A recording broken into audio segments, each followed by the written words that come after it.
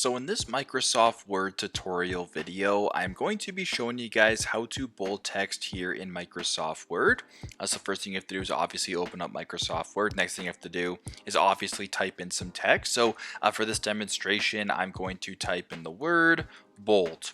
Nice and simple. Hopefully you guys can see that. Now to bold the text, it's really easy. What I want you to do is highlight the text right here that you wish to bold.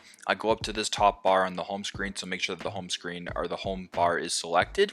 Go to this B right here, right below the font style where it says bold. If you hold it, and there you go.